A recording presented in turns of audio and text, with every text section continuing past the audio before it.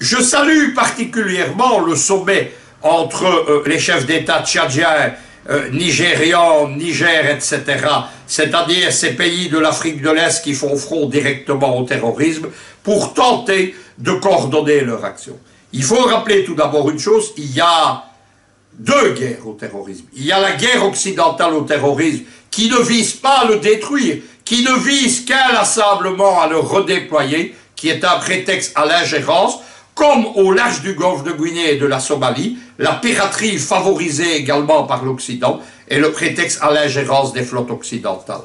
Il y a de l'autre côté la guerre contre le terrorisme pour l'annihiler. Celui qui l'a engagé, c'est Vladimir Poutine, il y a presque 20 ans. Il l'a défini sous un slogan choc. Il a dit « Nous irons buter ces salopards jusqu'au fond de leur chiotte ». C'est la seule réponse au djihadisme, au terrorisme islamique. Il n'y en a pas d'autre. Cette guerre, elle est menée aujourd'hui par le président Poutine, le président syrien Bachar el-Assad, les autorités irakiennes ou encore le président Idriss Déby au Tchad. Il y a derrière tout cela aussi, c'est la deuxième chose, il faut souligner le rôle du Tchad. Le Tchad est à la tête de cette lutte antiterrorisme, il a des résultats, il a une armée aguerrie, et on fait tout du côté occidental, malgré les embrassades et les grands serments d'amitié, notamment à Paris, eh bien on fait tout pour que déstabiliser ce Tchad et déstabiliser son rôle à la tête de la lutte antiterrorisme. Il faut rappeler quand même la captation du G5. Qu'est-ce que ça devait être le G5 au départ? Ça devait être un embryon d'armée africaine transnationale, c'est-à-dire l'ébauche d'une future force d'interposition transnationale de l'Union africaine. Et ce que voulait le Tchad et ses partenaires, c'est recevoir un mandat du Conseil de sécurité des Nations Unies pour agir en Afrique. Ça aurait été une grande première. Le projet a été saboté par Nikki Haley, super ambassadrice de Trump au Conseil de sécurité en Afrique. Dès la première semaine de l'arrivée aux affaires de l'administration Trump, on a refusé le mandat au G5 Sahel. On a saboté son financement. Des 430 millions d'euros prévus annuels, la France en a proposé 50 sur plusieurs années, l'Allemagne une dizaine, les Américains ont refusé de financer, et puis ils sont venus avec un deuxième projet parce que c'est eux qui jouent la musique sur laquelle les autres occidentaux dansent. Ils ont obtenu que le mandat sur le G5 soit confié à Paris et à Berlin.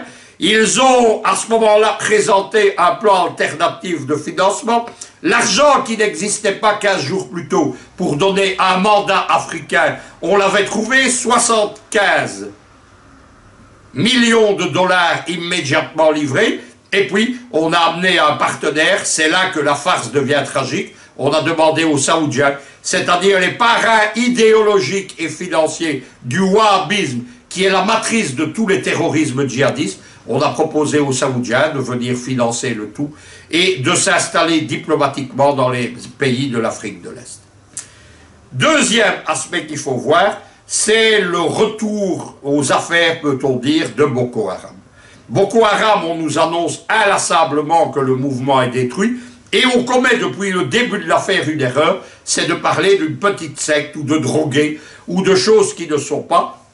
Boko Haram, c'est un mouvement transnational qui est appuyé sur l'international djihadiste puisqu'ils se sont vassalisés à Daesh et qui s'appuie sur des bases géopolitiques et historiques, c'est-à-dire le sultanat ou royaume de Bordeaux qui a existé de l'an 800 à 1893 où il a été détruit par l'armée française, un grand état transnational couvrant tous les pays aujourd'hui riverains du lac Tchad et dont la classe dirigeante musulmane avait dominé la région.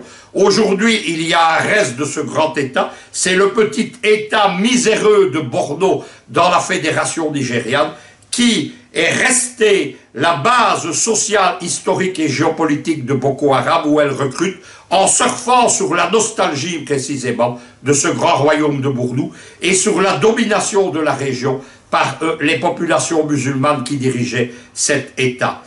Le déploiement de Daesh, il correspond au redéploiement de Boko Haram, il correspond au redéploiement de Daesh. Il faut savoir que Daesh, qu'on disait détruit, ne l'est pas. les Occidentaux se sont une fois de plus vantés, comme François Hollande en 2012 qui avait éliminé les djihadistes du Mali, ils se sont vantés d'avoir tué un ours dont ils n'avaient même pas égratigné la peau.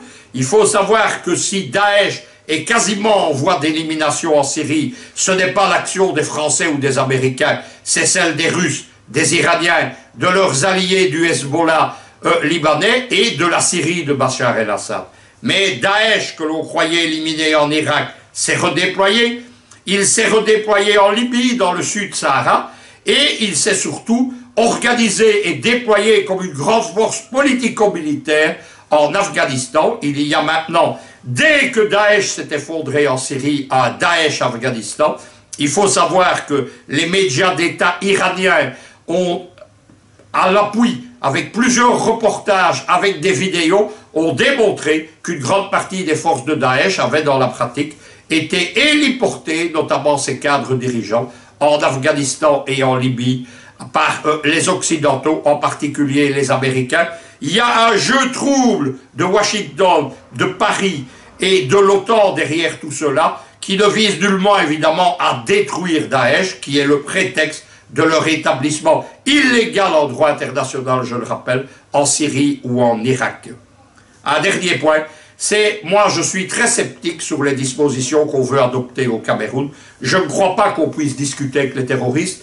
Je crois que le seul programme valable, c'est précisément celui que Vladimir Poutine a appliqué avec succès dans le Caucase ou en Syrie. Il faut aller buter ces salopards jusqu'au fond de leur chiotte. Il ne faut pas prendre des billevesées, faire des scénarios inspirés par l'Occident avec des négociations, des tables rondes. Je rappellerai quand même que ce sont les réseaux de Georges Soros qui, les premiers au Cameroun, ont proposé ce genre de table ronde. On ne discute pas avec les terroristes, on les annihile. Je ne crois donc pas à ces négociations, je ne crois pas qu'on pourra s'entendre avec eux, je ne crois pas au reclassement social, etc. Mais par contre, je crois quelque chose. Je pense qu'il s'appuie sur un profond malaise social et économique, en particulier dans le nord-est, mais aussi dans le cas de l'Ambazonie, la soi-disant Ambazonie, entre guillemets, dans le sud Cameroun. Eh bien, il faut résoudre ce problème, établir un bilinguisme qui ne fonctionne pas parfaitement, et on asséchera la base de ces mouvements terroristes dans le même moment où on assèche leurs liaisons internationales et où on les écrase militairement sur le terrain.